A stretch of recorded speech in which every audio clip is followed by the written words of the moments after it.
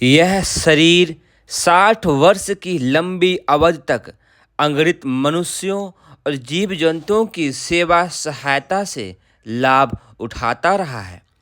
जीवन धारण करने की क्रिया में असंख्यों की ज्ञात अज्ञात सहायता का लाभ मिला है।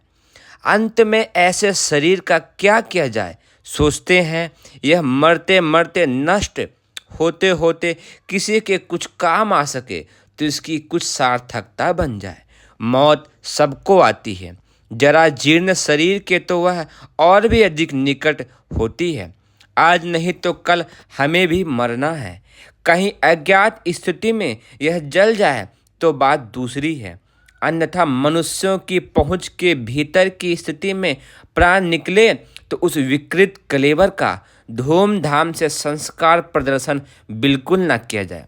हमने वसीयत कर दी है और इस घोषणा को ही वसीयत मान लिया जाए कि मरने से पूरी मौत से पहले ही, जब तक जीवन विद्यमान रहे, सारा रक्त निकाल लिया जाए और उसे किसी आवश्यकता वाले रोगी को दे दिया जाए। अब आंखें, फेफड़े, गुर्दे, दिल आदि अंग दूसरे के काम आने लगे, तब तक शायद चमड़ी, मांस, हड्डी आदि का भी कुछ उपयोग दूसरे रोगियों को अंग लगाने में होने लगे। जो भी अंग किसी के काम आ सकता हो तो उसे सरकारी संरक्षण में प्रसन्नतापूर्वक निकाल लिया जाए और उनकी जहाँ भी आवश्यकता समझी जाए प्रयोग कर लिया जाए। पूर्ण मौत के समय यह चीज़ें बेकार हो जाती हैं। इसीलिए अधूरी मौत के समय, जबकि डॉक्टर अपने विवेक के अनुसार शरीर का उपयोग ठीक समझे, तभी थोड़ी सजीव अवस्था में ही अंगों का उपयोग कर लिया जाए और इस उपयोग में कोई भी बाधक ना बने।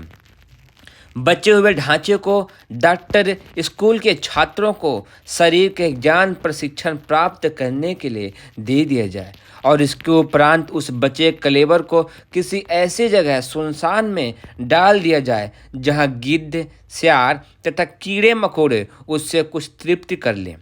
इतने पर भी शायद कुछ हड्डियां बच रहें, उनका खाद बना लिया जाए और उससे किन्हीं वृक्ष की जड़ में गाड़ दिया जाए।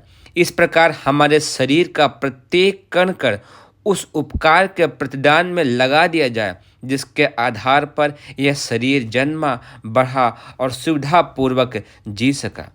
जलाने या गाड़ने की इसलिए ज़रूरत नहीं है कि दोनों क्रियाएं आज खर्चीली, कितने ही लोगों का श्रम व समय बर्बाद करने वाली हैं। हमारे जैसे भावुक प्रकृति के व्यक्ति के लिए यही उचित है कि मरने के बाद हमारे शरीर पर उपकारों का और ऋण न लादा जाए। जो ऋण चढ़ा हुआ है उसी के भार से हमारा मस्तक कृतज्ञतापूर्ण दबा झुककर गढ़ा जा रहा है और ऋण क्यों बढ़ाया जाए।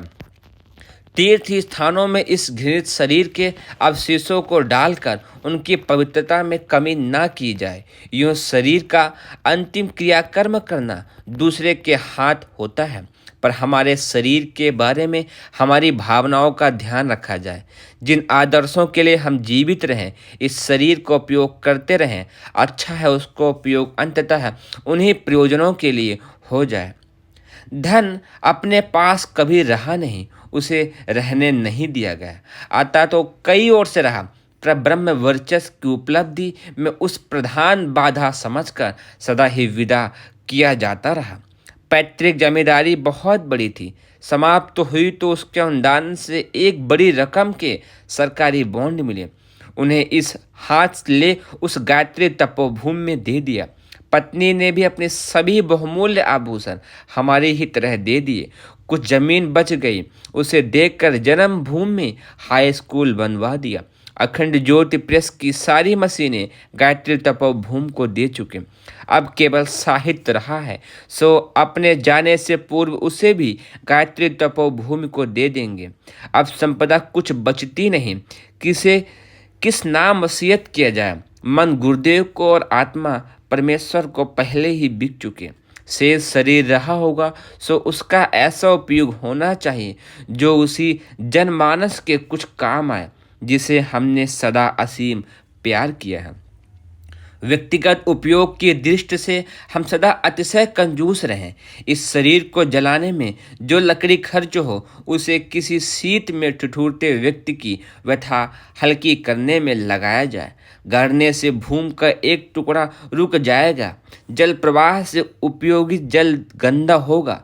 तीर्थों में हमारी भस्म हड्डियां पहुंचाने की कोई आवश्यकता नहीं है, क्योंकि हमारी श्रद्धा के अनुरूप भारत भूमि का चप्पा चप्पा तीर्थ है। हम अपने समय, श्रम, विवेक, तप, शरीर और मन का प्रत्येक अंश लोक मंगल के लिए निरंतर खर्च करते रहे हैं। अच्छा यही है निष्प्राण शरीर का उपयोग भी किन्हीं ऐसे ही प्रयोजनों में हो। किसी को हमारा स्मारक बनाना हो तो वृक्ष लगाकर बनाया जा सकता है। वृक्ष जैसा उदार, सहिष्णु और शांत जीवन जीने की शिक्षा हमने पाई है। ऐसा ही जीवन क्रम लोग अपना सके तो बहुत है। हमारी प्रवृत्ति, जीवन विद्या और मनोभूमि का परिचय वृक्षों से अधिक और कोई नहीं दे सकता। अतएव वे ही हमारे स्मारक हो सकते हैं।